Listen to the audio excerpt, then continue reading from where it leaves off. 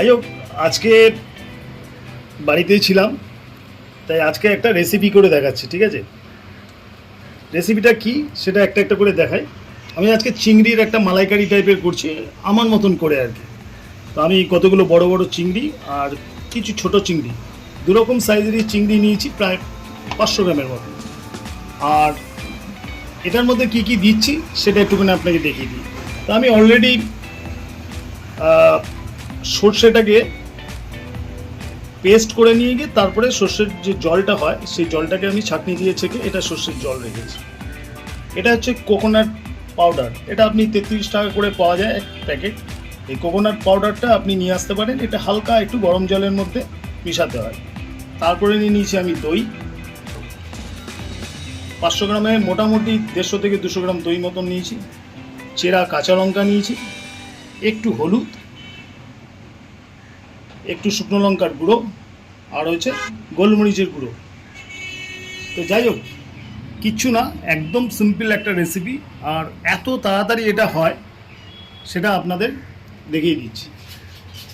চলুন এরপরে নেক্সট কি করছি। যাই হোক, এটা সর্ষের তেল দিয়ে আমি করব রান্নাটা, আর যেহেতু চিংড়ি মাছের মালাইকারি সবসময় সর্ষের তেল দেওয়াটাই বেটার। তো আমি মোটামুটি পুরো তেলটাই একবারেই করে নিলাম। আর চিংড়ি মাছটাতে অল্প করে হলুদ আর নুন আমি এইমাত্র মাখলাম আর কি, আগের দিয়ে মেখে রাখতে হবে এরকম না, নুনটা ছেড়ে দেয়, দরকার পড়বে না। দেখুন আমার তেলটা মোটামুটি একটু গরম হয়ে গেছে, খুব বেশি ভাজবো না আমি। আর পুরো চিংড়িটাই আমি একবারে দিয়ে দেবো।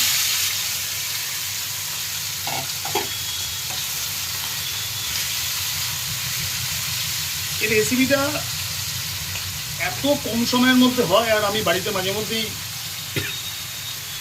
মেয়েদের বউয়ের সবচেয়ে ফেভারিট, আর আমার এটা নাকি ওদের খুব ভালো লাগে, তো আমি এটা মাঝে মধ্যেই করে থাকি আর কি। চিংড়ি মাছটাকে আমি হালকা ফ্রাই করে নিচ্ছি।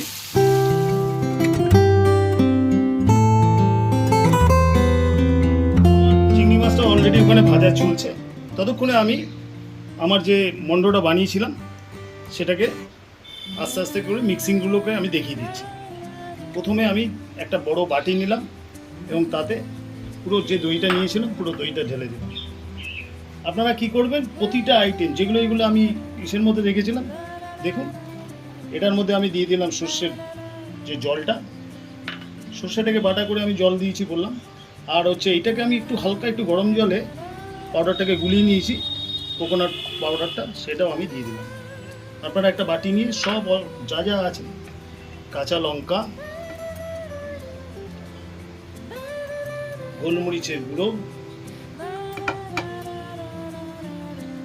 আমি হলুদটা আর লঙ্কাটাও দিয়ে দিচ্ছি, এটা কালারের জন্যই দেওয়া অ্যাকচুয়ালি। আর আমি লঙ্কাটা 4টে দিয়েছি, আপনারা আপনাদের স্বাদ মতন যতটা পারবেন লঙ্কা দেবেন, কোনো অসুবিধা নেই, নিজেদের যেরকম ঝাল খান আর। এরপরে আমি এটাকে ভালোভাবে মিক্সিং করে নেব। আর এটা করার সময় একটু সরষের তেল দিয়ে দিলে আরও জিনিসটা ভালো লাগে। আমি এর মধ্যে একটু সরষের তেল অ্যাড করব। তারপরে একটা চামচ নিয়ে, দেখুন সুন্দর একটা কালার হচ্ছে, চামচ নিয়ে এটাকে ভালো করে ফাটাতে হবে।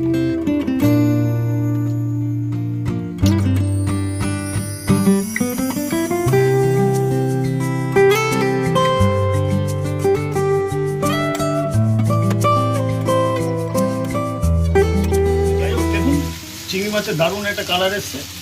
আমি পুরো মানে ওইভাবে পুরো ভাজিনি, হালকা ভাজা, তবে একদম দারুণ গন্ধটা বেরিয়েছে। এরপরে আমি যে মন্ডটা বানিয়েছিলাম জাস্ট পুরোটাই আমি এখানে ঢেলে দিই।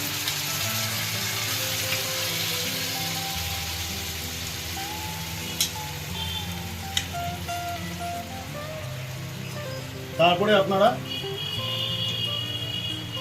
আমি চিংড়ি মাছে যেহেতু ভাজার সময় নুন দিয়েছিলাম অল্প, তাই আমরা সামান্য 1 টেবিল স্পুনের মতো মোটামুটি নুন দিয়ে দিই। আর এর মধ্যে আমি একটু চিনিও দেবো, কেননা আমরা একটু মিষ্টি খাই।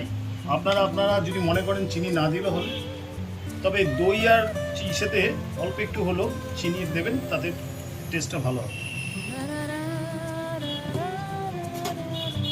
এরপরে এটাকে ভালো করে একটু নাড়িয়ে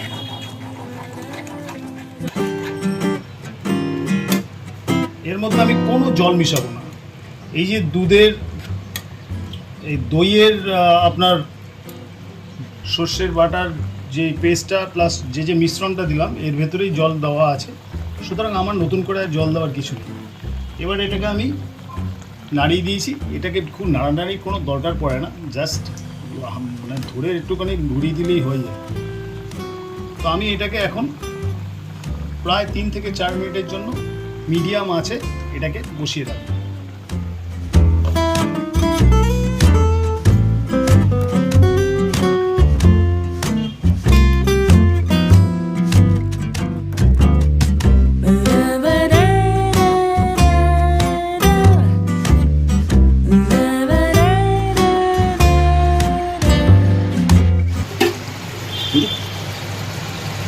যাই হোক, অনেকক্ষণ ধরে প্রায় 3-4 মিনিট ধরে আমি এটাকে কষালাম। দেখুন হালকা তেল বেরিয়ে গেছে সাইড দিয়ে।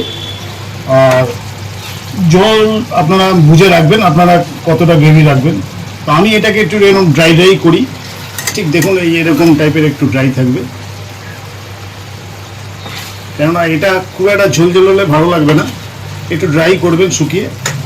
তো আমার রেসিপিটা তৈরি হয়ে গেল। এরপরে এইভাবে বানাবেন, ঠিক আছে? এত কম সময় জাস্ট চিংড়ি মাছ ভাজা মন্ডটা তৈরি করুন, মিক্সিংটা করে চিংড়ি মাছের মধ্যে ঢেলে দিয়ে নামিয়ে দিন। 10 মিনিটস আপনার টোটাল সময় লাগবে। দারুণ একটা রেসিপি, পুরো ভাত আপনি খেয়ে নিতে পারবেন। চলুন।